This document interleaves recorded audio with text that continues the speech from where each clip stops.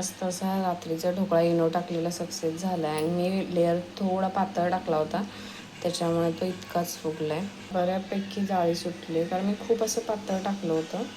बघू शकता, इथं दिसते तुम्हाला. आणि चवीला पण छान झालं आहे. मी तुम्ही सकाळी ना व्यवस्थित काढलं नाही ना, त्याच्यामुळे तो चुरा झाला आहे. सकाळपासून ना मी काहीच व्हिडिओ शूट केला नाही आहे. कामं वगैरे सगळे आवरली. कामं आवरेपर्यंत मुलं पण शाळेतून आली आणि त्यांना असं रात्री बनवलेला ढोकळा मी दिला.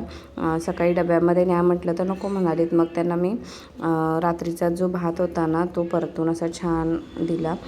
त्यामुळे त्यांना आल्या आल्याला ढोकळ्यावर ताव मारायचा होता, कारण शाळेमध्ये शॉर्टकट डब्बा दिला होता मी आज. वेगळी काहीतरी डिश खायची म्हटलं ना, मुलं खूप आनंदित असतात आणि त्यातल्या त्यात घरी बनवलं तर जास्तच आनंद असतो त्यांना. हाय, हॅलो, नमस्कार. मी सुप्रिया. कसे आहेत सगळे? मजेत ना? तर आजच्या आणखी एका व्हिडिओमध्ये तुमचं खूप खूप स्वागत आहे. तर आता दुपारचे 1:30 वाजले आणि मी जाते दुकानामध्ये. ज्या काल मी साड्या केल्या ना 2 रात्री, तर त्या वहिनींना द्यायच्या होत्या. त्या काल आल्या नाहीत म्हणून आज घेऊन जाते आणि मला जे काय आज फॉल लागणार आहे ते सुद्धा घेऊन येते. चला मग.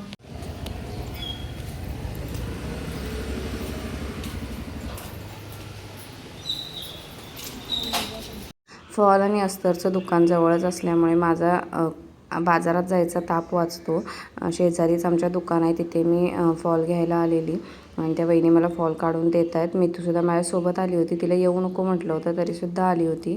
तर मगाशी ना फॉल वगैरे घेऊन आल्यानंतर 1 तास मी झोप काढली. आता वाजलेत 4:15 आणि आता थोडंसं परत काम होतं तर ते करून आली. आणि मला इतकी खुशी आज झाली ना की दुपारी मी ढोकळा करायला टाकला होता परत. जे बॅटर उरलं होतं थोडंसं, ते रात्री 1च ताट केलं होतं, तुम्ही तो सुद्धा बघितलं. तर आत्ता जो केला आहे ना दुपारी ढोकळा, इतका छान झाला आहे ना विकतच्या सारखा. मी नक्कीच ह्याचं तुम्हाला मेजरमेंट सांगेन. आता मी तो तुम्हाला दाखवते. आज जो काही ढोकळा केला आहे तो मी कुकरमध्ये केला आहे. अजूनही थोडं थोडं कोमट गरम आहे आणि तो आता तुम्हाला ओपन करून मी दाखवते. आणि मी कुकरच्या डब्यामध्येच ते केलं आहे आणि दाखवते, थांबा. आणि ती बघू शकताय, तुम्हाला तर इथं जाळी किती पडली ती दिसत असेल. मी असं पाणी ठेवलं होतं कुकरमध्ये आणि त्या पाण्यामध्ये हा ढोकळा वाफवायला ठेवला होता आणि इतकी सुंदर जाळी आली ना की खूप छान. आता ह्याच्यावर जेव्हा मी फोडणी टाकेन ना, तेव्हा त्याचे काप वगैरे करेन, तेव्हा तुम्हाला दाखवते. अजूनही तो जरा कोमट आहे. तर अशा पद्धतीनं तुम्ही सुद्धा करा. मी तुम्हाला नक्कीच मेजरमेंट सांगेन. ढोकळ्याचं प्रमाण जर सांगायचं झालं तर 1 वाटी चणा डाळ, 1 वाटी तांदूळ, पाव वाटी उडीद डाळ हे भिजत एकत्र घालायचं आणि ते भिजल्यानंतर दळायच्या वेळेस ना अर्धी वाटी पोहे भिजवून त्याच्यामध्ये दळून टाकायचे. तर त्याच्यामुळे ना छान असा फुलतो. पण एक गोष्ट विसरायची नाही की जेव्हा आपण ढोकळा करायला घेतो ना, तेव्हा त्याच्यामध्ये इनो हा टाकायचाच, कारण इनोशिवाय ढोकळा पूर्ण असा फुलत नाही, त्याला जाळी छान पडत नाही. त्याच्यामुळे इनो अजिबात टाकायला विसरू नका. मी पहिला जेव्हा घाणा उकडायला ठेवला ना, तेव्हा मी विसरली म्हणण्यापेक्षा मी म्हटलं होतं जाऊ दे इनोशिवाय करूया, पण तो काही सक्सेस झाला नाही. इडलीसारखा फुगला, जास्त असा मोठा काही फुगला नाही. त्याच्यामुळे मी तुम्हाला इथे एक गोष्ट करेक्ट करायला सांगते की इनोशिवाय ढोकळा होऊ शकत नाही. त्याच्यामुळे इनो तुम्ही नक्कीच टाका. त्यानंतर इथे साड्यांचा मी क्रॉस काढत बसले होते.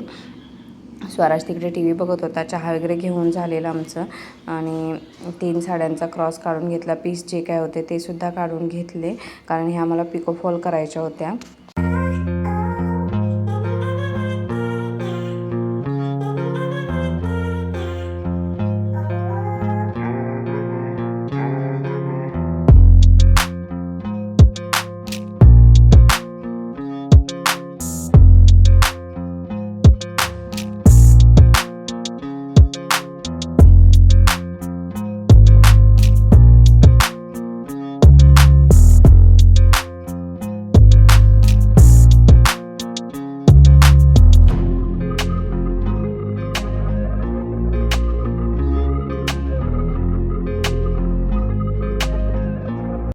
तर आता मी हा तुम्हाला ढोकळा ना काढून दाखवते काय कसा झाला आहे ते.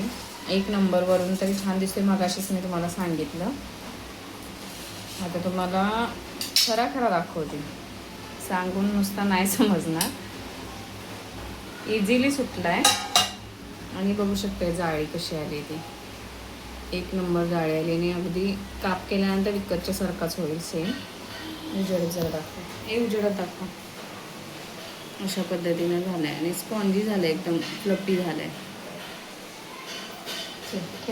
त्यानंतर मी ढोकळ्यावर टाकण्यासाठी फोडणी बनवली आणि फोडणी कशी बनवली ते मागच्या व्हिडिओमध्ये सांगितलं आहे. तो व्हिडिओ तुम्ही नक्की बघा. तुम्ही सुद्धा अशा पद्धतीनं ढोकळा बनवून बघा. तर असा होता व्हिडिओ. कसा वाटला नक्की कमेंट करून सांगा आणि चॅनेलवर कोणी नवीन असेल तर नक्की सबस्क्राईब करा. चला तर मग बाय.